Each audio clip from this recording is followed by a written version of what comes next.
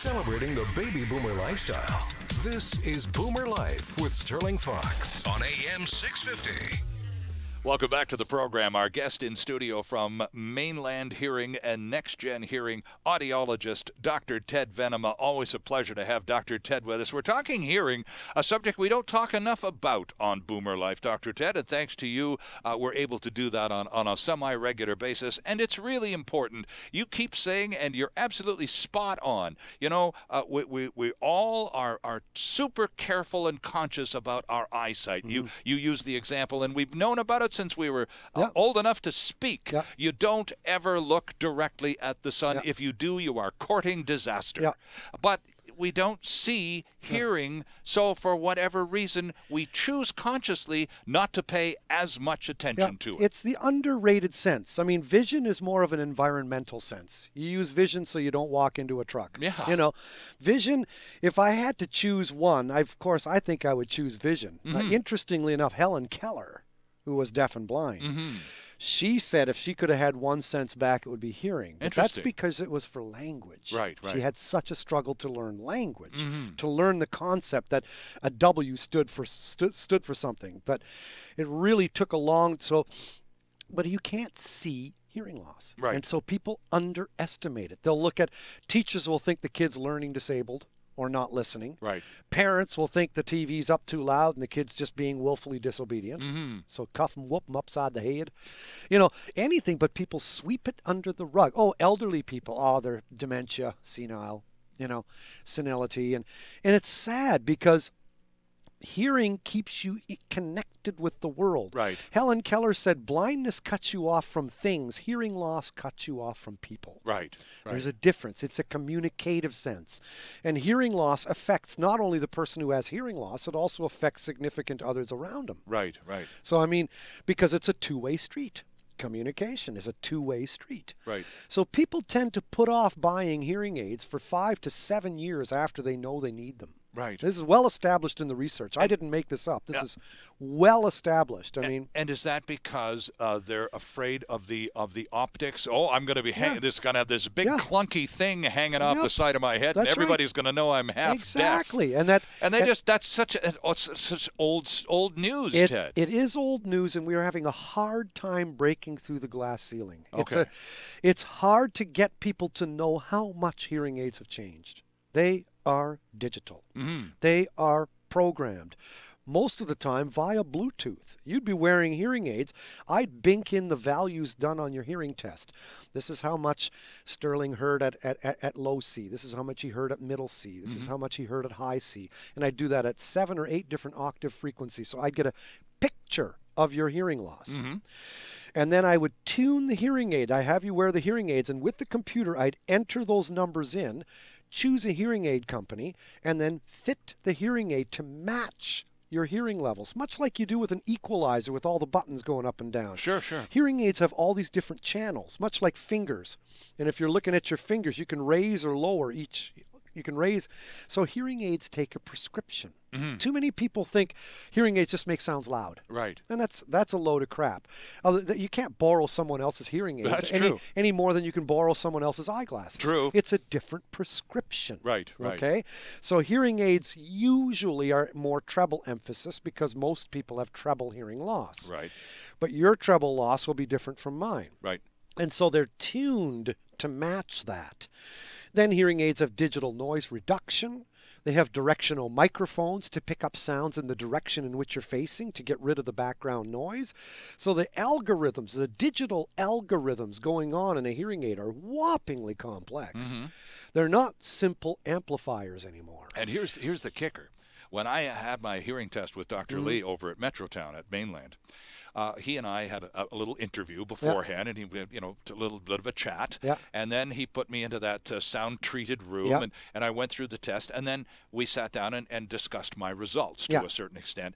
And over the course of the conversation, Dr. Lee's a really nice man, and very professional, and very patient with the likes of me.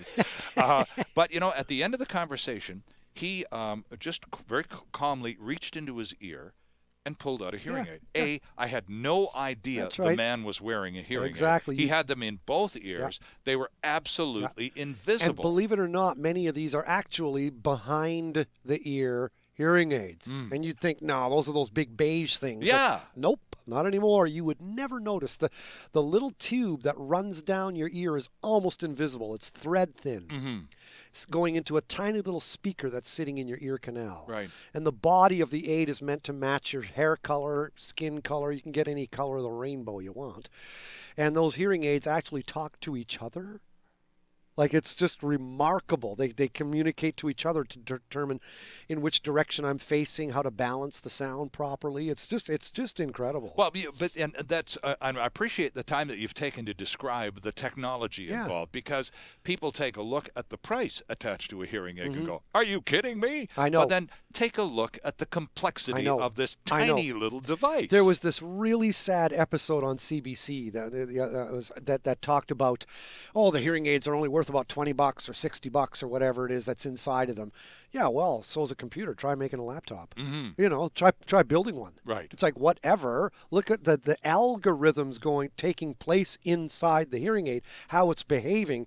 It's quite sophisticated. So they've come a long way, and cosmetically they have too. Well, yeah, I was absolutely, as I say, I was completely surprised more than anything else that Dr. Lee, and he showed them to me because he knew I would be surprised. I had not a clue. So again, just with reference to this whole stigmatization thing, somehow or other, you're perceived by Lord only knows who, as being somewhat of a lesser human being because you need some assistance to hear well. I mean, how silly is that? Children of a lesser God. Well, that's right. That was that Marley Matlin movie, wasn't it? Yep.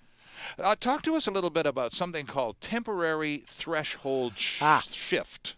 TTS, temporary threshold shift. That occurs after, and we've all experienced it if we've gone to a concert. Yes. Or you've been on a loud lawnmower or whatever. When you're done the noise exposure, you walk out into the quiet and your ears are ringing. And your hearing is kind of muffled. You've got what they call temporary threshold shift. That means you have a temporary, slightly elevated hearing levels, and you've got tinnitus. Okay. And you crash overnight, you go to bed, you're going, oh my God, and you hear this at night. And your ears are ringing as you're going to sleep even. I'm never going to get to sleep. But and you wake up the next morning and it's gone. Oh, okay. Healed. And the reason is that's why industrial places that do hearing tests, they test you in the morning. Oh, okay. Because your TTS, your noise exposure, your temporary hearing loss due to noise is gone. And I always say to people, it's like the analogy of walking across your lawn all the time. Sure, you can walk across the lawn to get to the curb, no problem. And the grass blades are under your feet, they bend and they stand back up again. But you keep walking the same path and you'll wear it down. Sure. So if you keep repeated noise exposure, your TTS will turn into PTS, permanent threshold shift. Oh, I see. And okay. so that's noise-induced hearing loss. So if you have the temporary variety of threshold that's shift, a warning. That's a warning, and you're not past the point of no return. No, you say it'll bounce back. Okay. It's like, it'll bounce back, and it does. So what happens if you went to that concert last night and you got the best seat in the house right in front of the speaker stack, right? So you hear nothing on SkyTrain all the way home, even though there's 4,000 people in the car. You wake up the next morning and it's not gone. There's still a kind of a going on in your. So what does that tell you? Aside from the fact that you're really dumb and picked the worst seat in the house for your hearing. You probably have some permanent hair cell damage. Interesting. You probably do. And it may, the ringing in your ear may subside a bit over time, but TTS is like nature's warning. It's like, hey, you guys, it's like when you're staring at the sun like some idiot would, and all of a sudden you see black spots or whatever. Sure. It's like, wake up and smell the coffee. Like, not good. Right. So TTS is like a warning. And if you're not listening to the warning and you go to the next concert the next night or a week later, you do it again and you do it again, you're just asking for it. I mean, now it's going to turn permanent. Jeez. You think of hunters. Now, there's two kinds of noise. We were talking about ongoing factory noise, steady state or noise. Or jackhammers or something like that. But sometimes noise is sudden impact noise. Right. It's like one... like some real loud, sudden noise trauma. Like a gun going off. Yeah, like a gun going off. And okay. Hunters are unique for that because when they're shooting with a rifle, A right-handed person is holding the rifle, and it's when you're cocking a rifle, and listeners can pretend they're holding a rifle, and Ted is, by the way. And by the way, I'm going postal here. When I'm holding the rifle, it's my left ear that's closest to the barrel. Oh, okay. Now, people who are right-handed shooting with a rifle are going to have left ear hearing loss. Interesting. Did you know, by the way, that the bang of a rifle or a gun is actually not the dynamite exploding, it's the bullet breaking the sound barrier? Oh, is that right? That's why with a silencer, they twist that on there. Yeah, right, and it's right. You always got to kill people at close range because you're slowing the bullet down. Oh. And it's not breaking the sound barrier. Interesting It's stuff. like snapping the end of a towel. That little tip, while it snaps, that the tip is breaking the sound barrier. Remind me never to take swimming lessons with Dr. Ted, okay? Because it hurts. That's why it hurts so bad when you snap a towel at somebody, because that little tip is actually moving so fast, Right. it's broken the sound barrier. Ah, okay. We need to take a quick break here. And when we come back, I want to talk about, you're talking about early warning signs. Yep. Well, there's a whole new group of people coming up, and Dr. Ted has, in his very experienced term as an audiologist, taken time to speak to school children.